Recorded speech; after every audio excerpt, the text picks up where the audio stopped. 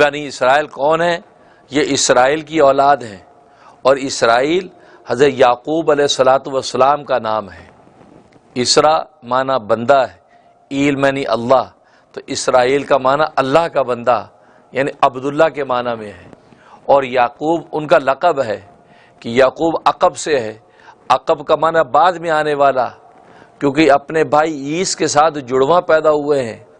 Twin پیدا ہوئے ہیں، تو پیدائش میں پہلے عیس آئے دنیا میں، اس کے بعد یعقوب آئے ہیں، تو چونکہ بعد میں آئے تھے اس لیے ان کو یعقوب کہا جانے لگا، اور یہ لقب اتنا مشہور ہو گیا کہ نام کی جگہ پر لقب بھی لوگ جانتے ہیں، لیکن حقیقت میں ان کا نام اسرائیل ہے، اور قرآن کریم نے ان کی اولادوں کو بنی اسرائیل کہہ کے پکارا ہے، یا بنی اسرائیل، اے اسرائیل کی اولادوں، اے اسرائیل کے بیٹو، تو گویا کہ اسرائیل کہہ کے پکارا۔ تو بنی اسرائیل اتنی بڑی قوم اور اتنے ہزاروں پیغمبر اس بنی اسرائیل کے اندر آئے ہیں، تو بنی اسرائیل کے جو واقعات قرآن کریم ذکر کرتا ہے کہ بنی اسرائیل کے واقعات میں کبھی اللہ تبارک و تعالی ان پر غضب توڑتے ہیں، کبھی اپنا قہر توڑتے ہیں، کبھی ان پر پہاڑ اٹھا دیتے ہیں، کبھی ان کو ہلاک کر دیتے ہیں، کبھی وہ ان پر بجلی گرا کر راکھ کر دیتے ہیں۔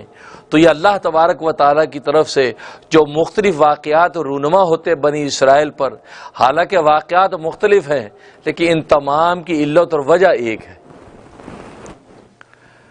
بظاہر دنیا کے اندر واقعات مختلف ہوں تو ہر واقعے کی علت اور وجہ مختلف ہوتی ہے،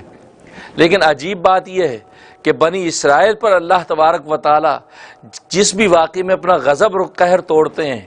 کسی بھی واقعے میں ان پر تنبیہ اور سرزنش کرتے ہیں، تو ان تمام واقعات کے پیچھے وجہ اور علت ایک ہی نکلتی، اور وہ وجہ اور علت کیا ہے؟ ان کی بے ادبی اور گستاخی۔ جب بے ادبی اور گستاخی کرتے ہیں، اب اللہ تبارک و تعالی ان کے اوپر جو اپنا غضب اور قہر توڑتے ہیں، کبھی ان پر بجلی گرا کر ان کو راکھ کر دیتے ہیں، کبھی ان کو وادی تیہ کے اندر سرگرداں چھوڑ دیتے ہیں، طرح طرح کی ان پر تکالیف آتی ہیں، کبھی ہے کہ طاعون کا مرض ان پر اترتا ہے، 70,000 ایک ہی لقمہ اجل ہو جاتے ہیں، اسی طریقے سے بچڑے کی پوجا کے نتیجے کے اندر ان کو ہلاک کر دیا جاتا ہے، اور قتل کی شکل میں ان کی توبہ قبول ہوتی ہے۔ تو جتنے بھی واقعات ہیں جو موسیٰ علیہ الصلوۃ والسلام کے ذریعے سے جو ان کے اوپر جو تنبیہ اور سزا لاگو ہوتی ہے، اس کی وجہ صرف ایک ہے کہ وہ بے ادبی اور گستاخی کرتے ہیں، اور اللہ تبارک و تعالیٰ کو کسی بھی شخص کی بے ادبی اور گستاخی گوارا نہیں ہے۔ اگر خطا ہو گئی، جرم ہو گیا، تو ندامت اگر شو کرتا ہے، انسان اللہ کے سامنے جھکتا ہے، یا بندہ بندے کے سامنے شرمندہ ہوتا ہے، تو اس کی گستاخی اور بے ادبی کو اگنور کر دیا جاتا ہے، اس کو معاف کر دیا جاتا ہے۔ لیکن اگر وہ اپنی اس غلطی پر معافی بھی نہ مانگے، اور بلکہ اپنی اس غلطی پر تعویلیں پیش کرے، اس پر توجیہات پیش کرے،